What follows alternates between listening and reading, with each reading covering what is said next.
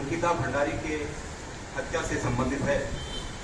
इस पर पूरे राज्य के सामाजिक सरोकारों के लिए संघर्ष करने वाले तमाम विचारधाराओं को हम आह्वान करना चाहते हैं कि इस प्रदेश के भविष्य को और इस प्रदेश के नौनिहालों के भविष्य को यदि सुरक्षित रखना चाहते हो तो इस गूंगी बहरी सरकार से संघर्ष के बल पर हम कार्रवाई की अपेक्षा कर सकते हैं। सरकार के इतने दिनों के जो उनका काम करने का तरीका है उससे ये लगता है कि सरकार कार्रवाई करने के बजाय, दोषियों पर कार्रवाई करने के बजाय और सच्चाई सामने लाने के बजाय सच्चाई को छुपाने का निरंतर प्रयास कर रही है।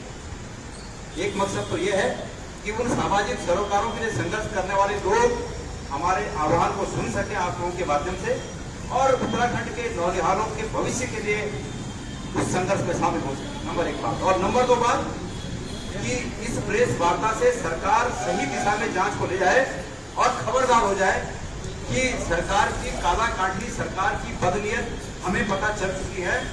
इस उत्तराखंड की जनता को सरकार की बदनीयत पता चल चुकी है। मेरे प्यारे साथियों, इस पूरे प्रकरण में, इस पूरे दुर्भाग्यपूर्ण वाकये में सबसे पहली बात कि जिस दिन अंकिता भंडारी पहली बार उसके फोन नंबर बंद हुए, वो गायब पता चली कि भाई नहीं गायब है, इसका उस पटवारी की छुट्टी से क्या संबंध हो सकता है, सरकार को ये बताने की आवश्यकता है। जांच का विषय। जब अंकिता भंडारी का फोन बंद हुआ उसी दिन उसके तत्काल बाद वो वहां का पटवारी छुट्टी चला गया। नंबर एक बात। इसमें निश्चित रूप में संदेह ये होता है कि इन दोनों बातों का आपस में संबंध है। उस पटवारी को ये बात पता चल गई थी कि कुछ न कुछ जिसकी संभावना हमें लग रही है, जिसका अंदेशा हमें है, उस अंदेशे की हकीकत उस पटवारी को पता चल गई थी। तो वो पटवारी के खिलाफ क्या मुकदमा में उस पटवारी का भी नाम शामिल है, उसके खिलाफ भी मुकदमा होना चाहिए। क्या सरकार ये बताएगी? नंबर एक बात। नंबर दो बात कि जब वो बेटी गायब हो गई और उसके पिता को पता चला, उसके एक मित्र को पता चला जो कि जम्मू में कार्यरत था, और वो जम्मू से यहाँ ऋषिकेश आया और उसने होटल में जब गया तो उसको ये बताया गया कि अंकिता अभी आपसे नहीं मिल सकती है, मीटिंग में है।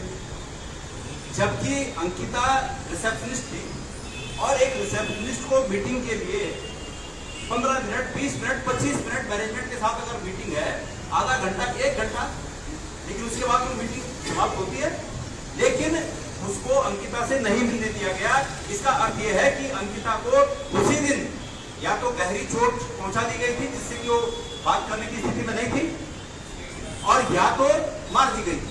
दोनों में से एक बात है, क्योंकि अगर वो ठीक ठाक होती तो निश्चित है कि उसको मिलाया जाता। तो दोनों में से एक बात है। जांच का बिंदु इस पर भी होना चाहिए कि उसको उस दिन क्यों नहीं मिलाया। अगली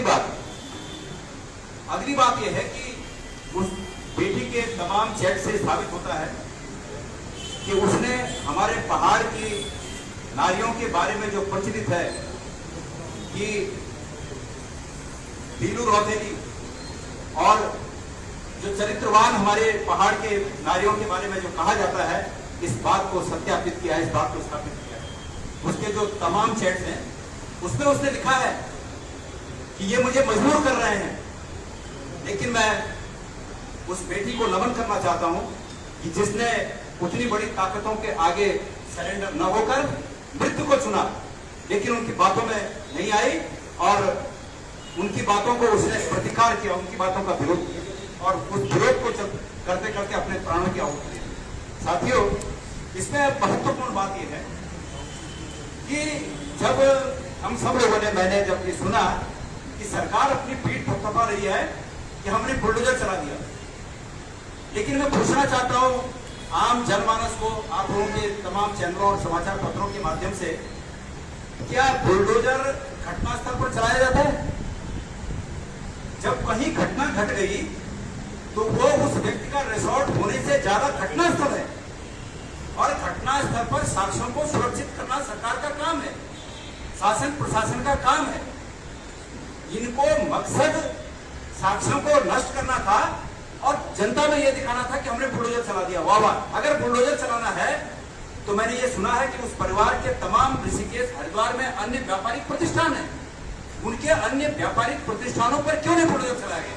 अगर बुलडोजर चलाने की भावना थी तो क्यों बुलडोजर उस कमरे पर चलाया गया जो जिस कमरे में वो बालिका रहती थी और संभावित रूप से जिस कमरे में साक्ष्य पड़े हुए थे, क्यों उस कमरे पर बुलडोजर चलाया गया? ये स्पष्ट तौर पर साक्ष्यों को छुपाने की बात है। अगली बात, उसमें एक बहुत ही महत्वपूर्ण बात यह आई है कि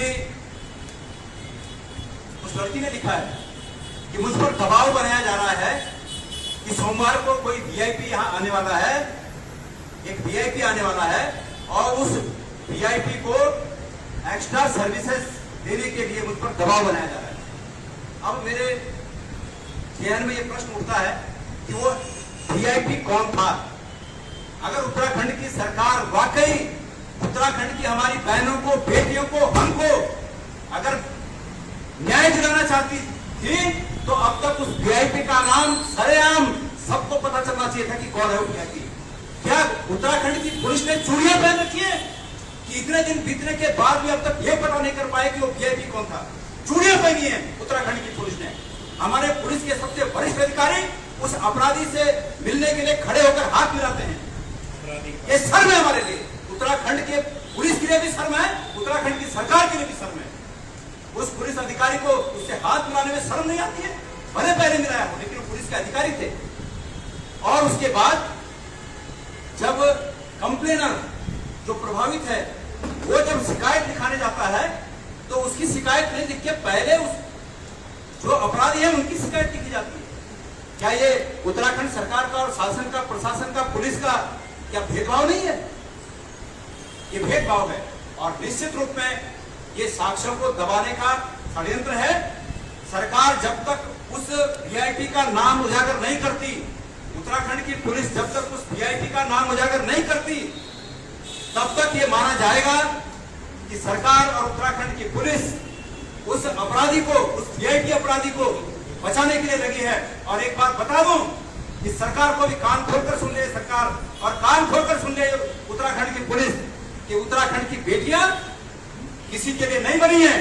उत्तराखंड की बेटियां स्वाभिमानी हैं और ये हमारी बेटी अंकिता ने साबित कर दिया कि उसने मौत को गले लगाया, लेकिन ऐसे दुष्टों की बात को नहीं माना। ये उसने साबित करके दिखा दिया। हम जज्बाती लोग हैं और सरकार हमारे जज्बातों से न खेले।